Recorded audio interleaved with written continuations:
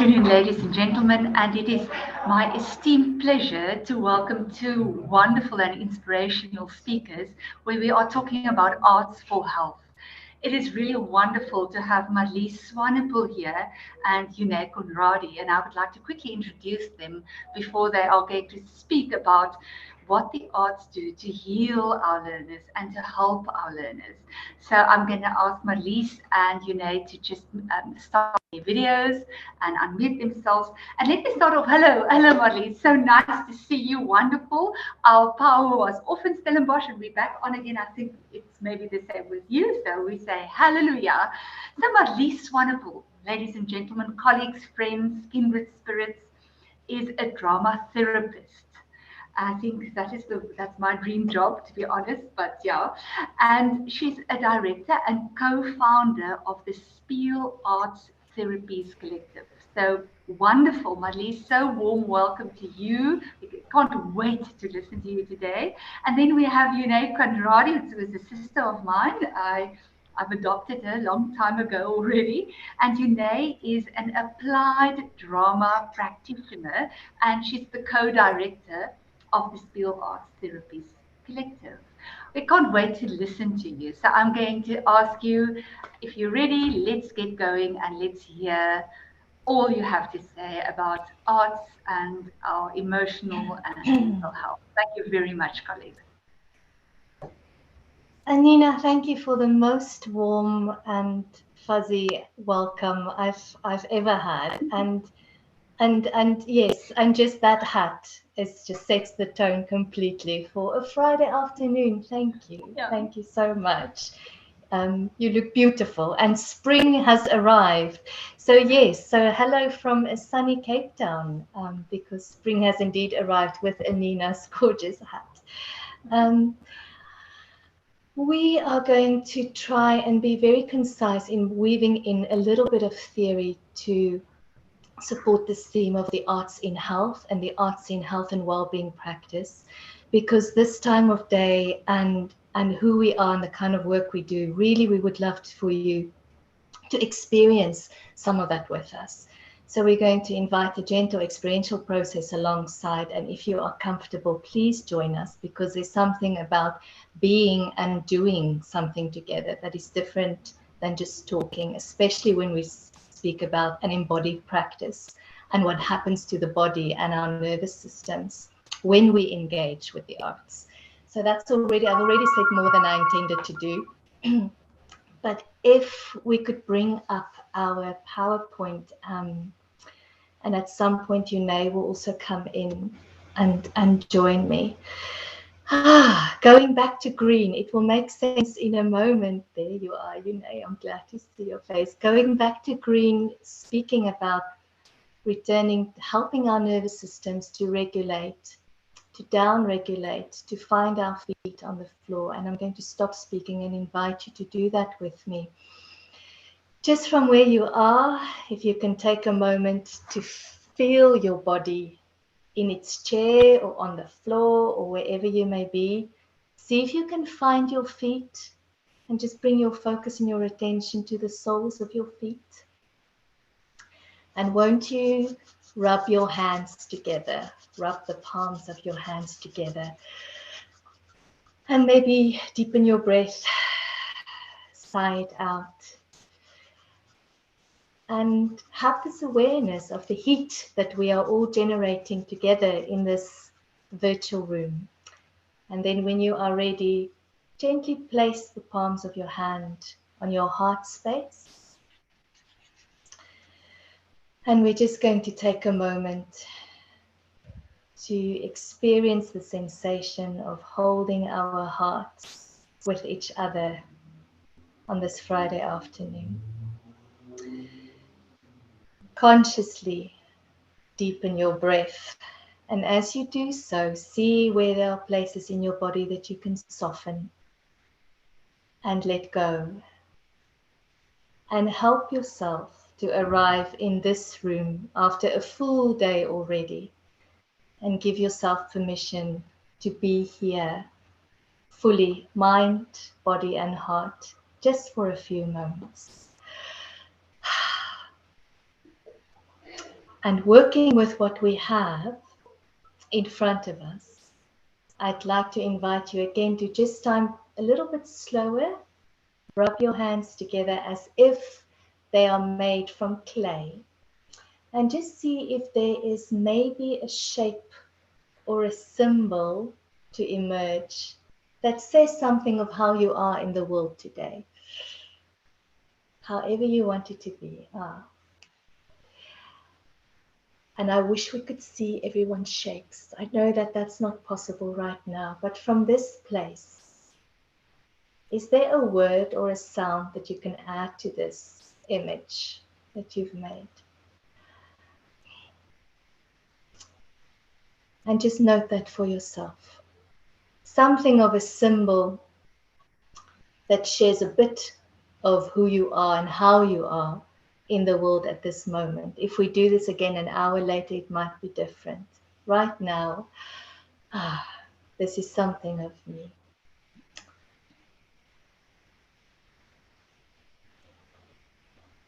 And then gently let that go. And I'm going to ask if we can go to the second slide. Our name as SPIEEL Arts Therapies Collective, the idea of a SPIEEL is this, what we've just done. It's some kind of symbol or metaphor or image that mirrors back something to us of how we are in the world. It's using the arts to understand us in relation to each other and the world. And it's also a word, it's playing on the word play. And as adults, we've been trying to figure this out for the longest time. And how we understand play at the moment is to be fully present, body, mind, and heart. So Yunei and I have been introduced so beautifully, and we also would just like to add that our collective is made up of applied arts practitioners and arts therapists who are registered with the HPCSA, and also community arts facilitators. And you can go to the next slide, please, from this brief introduction to our vision. It's so lovely to have someone holding the slides for us. Our vision is to build community models of mental health care that create a greater access to arts-based psychosocial support. So we understand specifically in South African context, and we are also waking up to the wider context of the global South, that therapy and mental health and support and well-being does not only have to happen in clinical spaces or in therapy rooms, but it belongs amongst us, and it's part of our day-to-day circles of support. And that the arts is an innate human practice to take care of our own mental health and well-being. We can go to the next slide, please. So Renee Phillips, who's an artist and a coach, is saying that the medical profession has come a long way in recognizing the healing benefits of art. And my hope is that someday the arts will be considered as essential in everyone's lives, as breathing fresh air, eating clean foods, and engaging in physical exercise. So Renee is an American practitioner, and we understand that South African people, African people, the community of the global South, have been using the arts for healing through song and dance and ritual and movement and storytelling since time began. And finally, the Western world is waking up to that, or is catching on. We'd like to briefly share on the next slide, please, something of our approach. And this is just a nugget. So we speak to collective resilience, where people are each other's greatest resources, and that the resilience of a community, not just the pressure on one person to be resilient enough to overcome and withstand, but the resilience of the collective is where we find social change happening. Something about being able as a collective to address oppression and institutes and contexts that are harmful.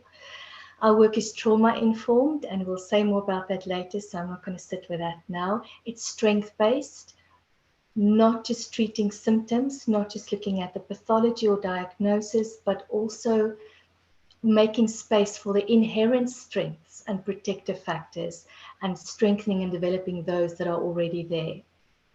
It's a culturally humble practice that understands that people have different way in languaging and understanding and experiencing their mental health, that is not just situated within the medical model of practice. And with all of that, we advocate for a global South approach to mental health care. Next slide, please. In bringing this work into the context of this conference and schools, in our school programs, we look at the mental health and well-being of teachers, and also what it means to have trauma-informed classrooms. And Yune will speak more to that a little bit later as well. I'm aware I'm rushing, but I'm also aware of our little time. So next slide, please. And please bring more questions so we can dialogue.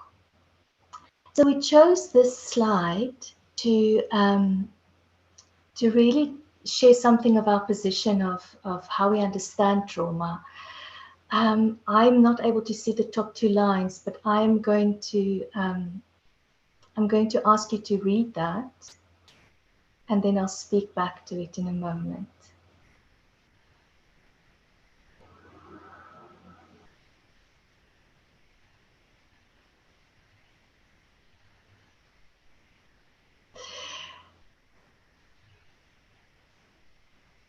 This is Nomfundo Mugabe, a clinical psychologist in Johannesburg, and she speaks of wounding as a way to understand trauma. And this idea that our institutions, our schools, so many of the spaces we navigate every day are traumatized spaces, or spaces where we react to each other. And she's saying, let us tend to these wounds, because if we also understand our country's history and past, we understand that these unattended wounds continue to bleed onto the generations that never caused them in the first place.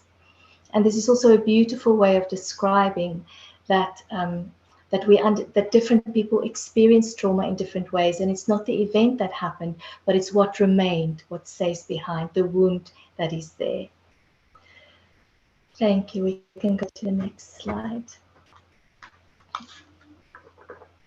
And a nugget of framing this idea of woundedness and trauma in what happens in the body. There's beautiful authors out there, Bessel van der Kolk amongst them, speaking about the body keeps the score. And we understand that if these wounds are stuck or situated in our bodies, how does that make us react? Professor Stephen Porges came up with this concept of polyvagal theory, and I'll briefly speak us through it. But if you bring your attention to the green zone, the place of safety and connection, that is where we started with our breath and our bodies at the start of this session. That is the place where we feel most calm, most regulated, most relaxed. And from that place, we are able to speak clearly and to think clearly, and to connect and to be open and curious to the world. But when our autonomous nervous system detects a threat, our sympathetic nervous system kicks in and we become upregulated, and we go into what is called the fight or flight zone. And that's a whole spectrum from being slightly annoyed to full-on rage. And when those responses doesn't take the threat away, we down-regulate with our parasympathetic nervous system all the way down to a freezing and a withdrawing. In the wild, in nature, we see animals freeze when they are caught, when their predators are nearby. People freeze by becoming numb or withdrawn or dissociated within some trauma symptoms. What we can do is to help our nervous systems regulate back up into the green zone. And if that is the one thing that we can share with you this afternoon, is how does this practically look like in our classrooms and through some arts-based activities? Because in itself, this system is perfect. It's the most ancient coping mechanism of human beings, of how we keep ourselves safe. But we are interested in what happens when that shock and trauma stays in the body and we misread the cues. And I think this is, where I'd like to invite you speak to us of what that cues look like in the classroom, what some examples are that we might see. That's okay. Yes, thank you, Marlize. Will you give me an indication? Can you hear me? Is it good? Yes, yes, Okay, great. yes, perfect, thanks. Um, so what does this look like in the classroom when you are upregulated or downregulated? This might look, can we please go back to the previous slide? Sorry. Oh, yeah, thank you.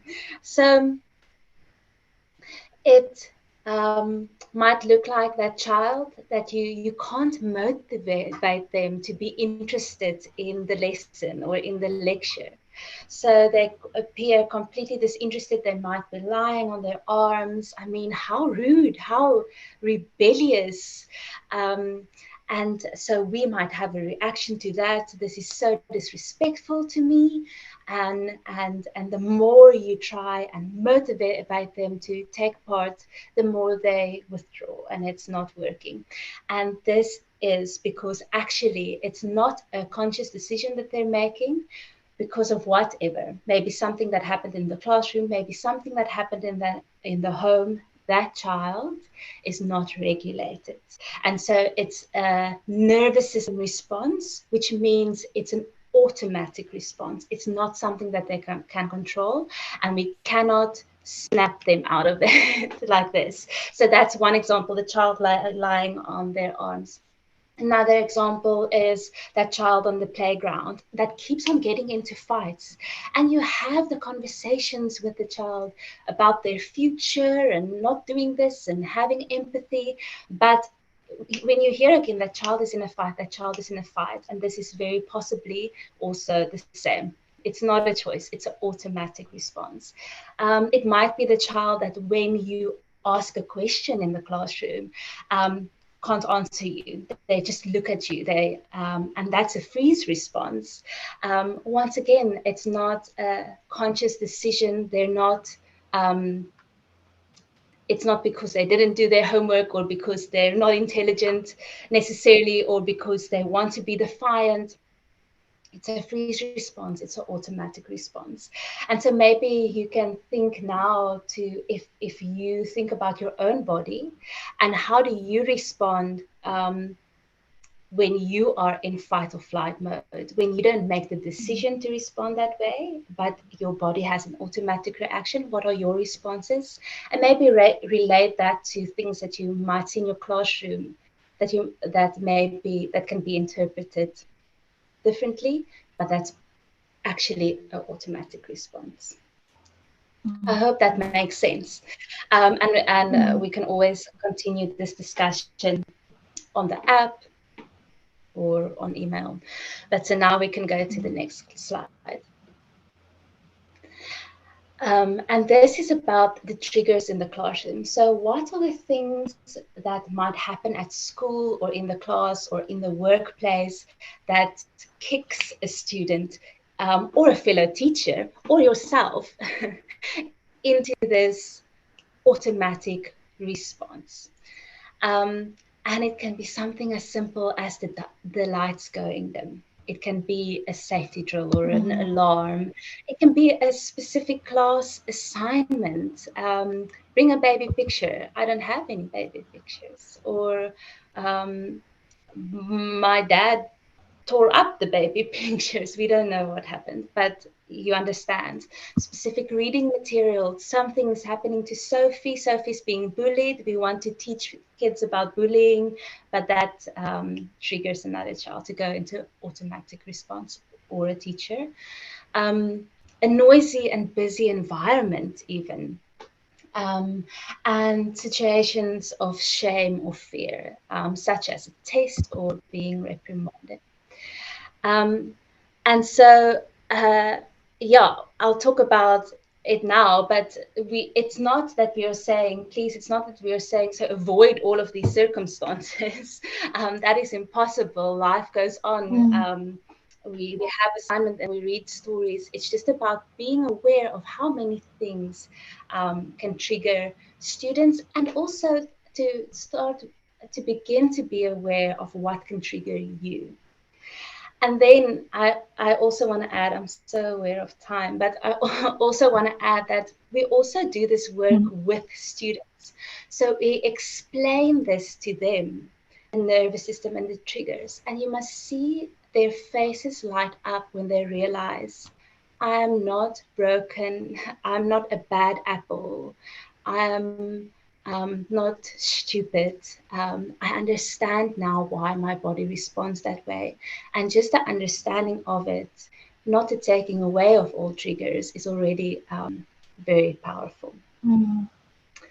Okay, so we can go to the next slide. I'll talk about the hearing and the speech a bit later. So now what? We have all these triggers, and luckily we also have what we call, it's not our term, we borrowed it from someone that I can't remember now. Their name is at the bottom. But do you want to say, Marlize? Deb Dana. We borrowed, yes. Yeah, we borrowed the word glimmers from her beautiful word. And these are the things that help you regulate again. That brings you back to grief. Yes. And so one of the most important things is in a classroom setup is that the teacher shows up in green. If I show up in a dysregulated state from maybe what happened in a previous class or what happened at home, I have no hope of regulating my classroom and holding my students. So I have to show up in green every time with every class. I need to show up in green. It's about connecting in positive ways. So building that relationship with your learners where they see you as a safe person. It's just like I said previously about being aware. Now you know, and that already is a lot. And being present so that you can notice what is going on in your students. Oh, okay, I see I'm losing someone there. Oh, okay, now I understand why she's suddenly refusing to take her books out of her school bag. Maybe there's something going on there. And in yourself, oh dear, okay, this child is really taking me into red right now. So just being present to all of these things going on and responding sensitively. And then having a toolkit, a regulating toolkit, and we'll start working on that in the very next section. And part of a regulating toolkit, we just want to say, is co-regulating. And that's so beautiful because we're social creatures. We're meant to be together. And our nervous systems mirror each other. So you can regulate someone by being calm and regulated yourself. And Marlize does that so often for me. Seeing her sitting there breathing is helping me catch my breath and to calm my heart rate. So even virtually we can co-regulate each other. It's a beautiful tool to have. So all of this is just to say, maybe we can reframe how we think about behaviors that are challenging. And instead of thinking, how can I manage this behavior? We can think, how can I connect with the child? How can I empathize and understand, see it from their perspective, and stand next to them, alongside them, so that I can get them regulated. And from there, we can move on. So let's see what this might look in practice. We can go to the next slide. So it's as easy as 1, 2, 3. We use the 3 R's response approach that we once again borrowed from Jessica Lang, or adapted from Jessica Lang. And this is to mitigate trauma. So just to clarify, it's not about trauma counseling. This is to mitigate trauma symptoms. And the 3 R's are regulate. You heard that word over and over again now. Relate, which is about relationship, and reflect, and that is about learning and creating new narratives, new stories for ourselves. We can go to the next slide.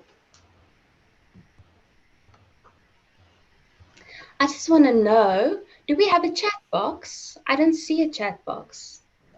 Yes, we do. We have quite a few chats in the chat box, and we also have a few Q&As.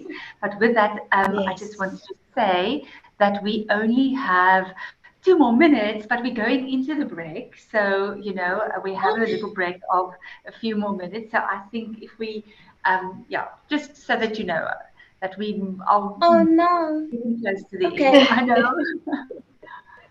Okay, there's no time for chatting. Good. So now I know. So regulate is about an invitation to be present. And let's do a quick activity. Look around you and see if you can find an item. Pick up the first item that draws your attention. Can you see? I'm picking up a candle. And just pay close attention to that candle. Its weight, its texture, its shape. And then how does this object mirror something of what you are feeling in the moment? And just note that for yourself. So regulating is about coming mind, body, and heart into the present moment. And one easy thing is through the senses, through touch. Sometimes you might want to do it through smell, through hearing. This activity is through touch. So just think about how you might start your lessons with an activity that brings the learners into the present moment, because that will regulate them. And then you can start your session or your lesson with a regulated group. Next slide, please. Now I want to ask you to take this item and to turn it into something that is magical. Something that is magical and that's going to change your life. It's going to change something for you. So I'm changing this object. This candle is not a candle anymore. This candle is a light that shines on all of my fears. And as soon as it shines on my fears, it disappears, because there can't be any darkness in the light. What are you turning your object into? And if we had the option and the time, I would have said share it in the chat box. And how would that change our perspective of each other? How are we going to get to know each other in a different way with a simple activity? And that is why being creative, using symbols, using stories and little objects like this can really help you to build a relationship with your learners, so that there's an environment of trust in your classroom. So just think about how you might incorporate this in the warm-up of your lesson or in the introduction of your lesson once your group is regulated. Next slide. And that's the last slide. Are we done? Just one last thing. Yes, absolutely. 2 more minutes, and then we unfortunately have to close. I'm so sorry. Okay. No, 2 more minutes is plenty. So the next thing is to reflect. And that is an invitation to discover and to learn. So if you place your magical item into your hands, and you think you started the session, what you might have felt, and how holding this magical object in your hands, how does that change how you are feeling, how you might see what you are experiencing, what changes for you? And just note that for yourself. And that is just to say that only after you're regulated, only after you feel safe, can you learn and can you discover new things. So just think about how you might incorporate that in your lesson. And then you're welcome to catch us on WOVA and ask questions, and we would love to answer you, or you can email us. Yes. Thank you so much, Yune and Marlize. This was incredible. And you know what? We could have gone on and on and on until I think the whole weekend. I think we should do a whole weekend of this topic. Let's do a whole conference. Yes, please. I really want to Yes. say thank you very much, Yune and Marlize. And you will see, colleagues, that they have already answered quite a lot of questions in the Q&A box on your side, on the site. So please ask your questions, make contact with SPIEEL Collective, and you will definitely not be sorry, because they add so much value to what we do in the classroom. We unfortunately do not have time to talk more, but I want to really thank the two of you. You really brought another flavor to today's conference, and may you be blessed, and we'll see you soon again. Thank you very much. Thank you, Anina, and thanks everybody. Have a good weekend. Bye. Thank you so much. So now we have a quick break. Our break is we have another 6 minutes until 4:50, and then I'm going to ask everyone to just click on the agenda again and go to the main program. There's lots more. We are going to talk about maths and music and the arts, and we are going to talk about careers and entrepreneurship and many, many more aspects of the arts this afternoon. So grab a quick coffee and join us again at 4:50. Click on the main agenda, and we will continue with a very exciting program for the rest